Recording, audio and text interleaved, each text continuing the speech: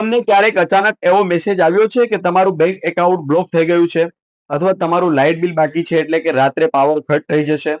અને સાચું કહેજો, આ વાંચીને એક પળ માટે તો તમારા શ્વાસ અદ્ધર થઈ જાય છે, બરાબર ને? આજના ડિજિટલ જમાનામાં એક નાનકડી ભૂલ એ તમારી આજીવનની કમાણી સાફ થઈ શકે છે, પરંતુ હવે ગભરાવાની જરૂર નથી. ટ્રાઈ એટલે કે ટેલિકોમ રેગ્યુલેટરી ઓથોરિટીએ તમારી સુરક્ષા માટે હવે મેસેજમાં એક એવી ઓળખ છુપાવી દીધી છે જેનાથી દૂધનું દૂધ અને પાણીનું પાણી થઈ શકશે. તમારે બસ એટલું જ કરવાનું છે કે જ્યારે પણ મેસેજ આવે ત્યારે મેસેજ કોને મોકલ્યો છે એ સેન્ડર આઈડી એટલે કે ઉપર જે નામ લખેલું હોય તેના છેલ્લા અક્ષર ઉપર ધ્યાન આપવાનું છે. આ એક અક્ષર તમને કહી દેશે કે મેસેજ શેનો છે. ધ્યાનથી સાંભળજો અને યાદ રાખી લેજો.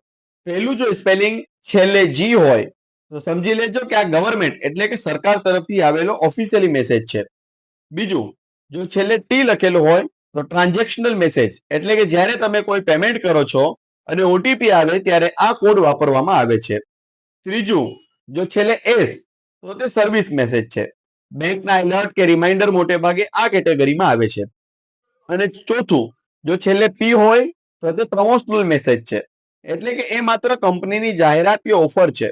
હવે આ વિડીયોનો સૌથી મહત્વનો ભાગ, જ્યાં લોકો સૌથી વધારે લોકો છેતરાય છે. જો તમને કોઈ સામાન્ય 10 આંકડાના મોબાઈલ નંબર ઉપરથી, જેવા કે 98, 99, 96 કે કોઈ પણ પ્રકારના 10 આંકડાના મોબાઈલ નંબર ઉપરથી મેસેજ આવે અને તમારું કેવાયસી બાકી છે અથવા એકાઉન્ટ બંધ થઈ જશે, તો ચેતી જજો. આ 100% ફ્રોડ મેસેજ છે. યાદ રાખજો, કોઈ પણ બેંક, ઇલેક્ટ્રિસિટી બોર્ડ કે સરકાર ક્યારેય તમને પર્સનલ મોબાઈલ નંબર ઉપરથી મેસેજ નથી કરતી. તેઓ હંમેશા ઓફિશિયલી હેડરનો જ ઉપયોગ કરે છે. માટે જાગૃત બનો. અજાણી લિંક ઉપર ક્લિક કરતા પહેલા 10 વાર નહીં પરંતુ 100 વાર વિચારો. આ માહિતી બહુ કિંમતી છે, એટલે તમારા ફેમિલી ગ્રુપમાં અને મિત્રોને જરૂરથી શેર કરજો, જેથી કોઈની મહેનતની કમાણી લૂંટાઈ ન જાય.